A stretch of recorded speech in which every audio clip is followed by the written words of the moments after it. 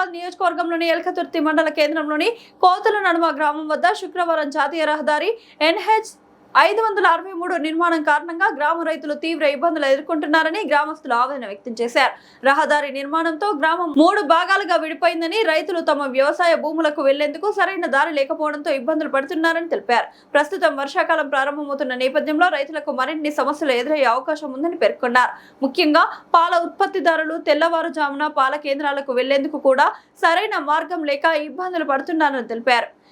ఈ సమస్యపై ఇప్పటికే జిల్లా కలెక్టర్, జిల్లా పీడీకి పలుమార్లు వినతి పత్రాలు అందజేసినా ఇప్పటి వరకు స్పందన రాలేదని ఎల్కతుర్తి సింగిల్ విండో అధ్యక్షుడు శ్రీపతి రవీందర్ గౌడ్ తెలిపారు. మంత్రి పొన్నం ప్రభాకర్ వెంటనే జోక్యం చేసుకుని కోతుల నడుమ గ్రామ ప్రజలకు, రైతులకు శాశ్వత పరిష్కారం చూపాలని గ్రామస్తులు కోరారు. గ్రామ ప్రజలకు, రైతులకు రాకపోకలకు అనువైన సర్వీస్ రోడ్డు లేదా అండర్ పాస్ ఏర్పాటు చేసి సమస్యను తక్షణమే పరిష్కరించాలని వారు డిమాండ్ చేశారు. ఈ మేరకు గ్రామస్తులు తమ ఆందోళనను కొనసాగిస్తున్నట్లు తెలిపారు. కనీసం అటు ఇటు దాటేందుకు ఎలాంటి దారి చూపించలేదు. మాకు కనీసం సర్వీస్ రోడ్ కూడా ఇవ్వలేదు, బస్ స్టాండ్ ఇవ్వలేదు, నీళ్లు పోయడానికి ఎట్లాంటి రహదారి కూడా ఏర్పాటు చేయలేదు. కాబట్టి మాకు తక్షణమే మా కోతులనమ్మ గ్రామానికి దారి చూపాలని మేము కోరుతున్నాం. ఇంత పోయి నష్టపోయినా కూడా మేము భరించడానికి రెడీగా ఉన్నాం. కానీ మా ప్రజల అవసరాలను గుర్తుంచుకొని ప్రజల అవసరాల కోసం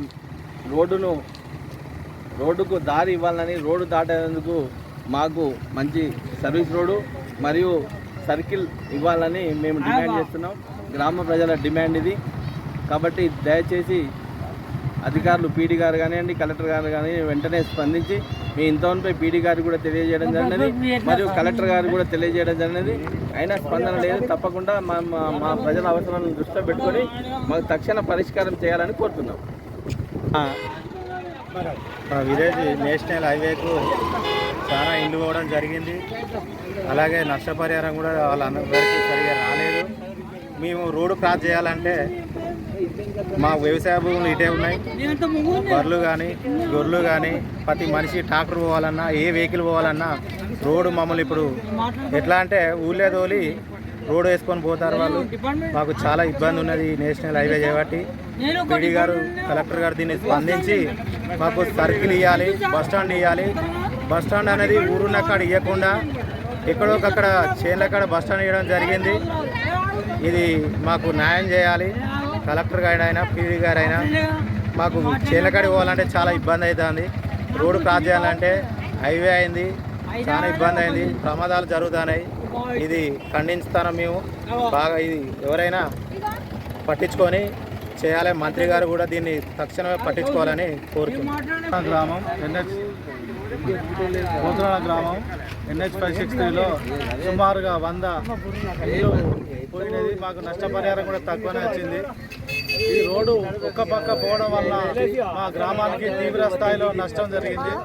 అందుకు గాను మాకు అండర్ పాస్ ఇచ్చిల్లు కానీ మాకు పోవడానికి రావడానికి ఏటు దారి లేకుండా బస్ స్టాండ్ కానీ, కూలోళ్ళకి కానీ, ట్రాక్టర్లు, లారీలు ఇవి ఏవి పోకుండా మా ఊరికి రోడ్డు ఇచ్చిన అది సమరం కూడా లేకుండా తీవ్ర స్థాయిలో నష్టం జరుగుతుంది.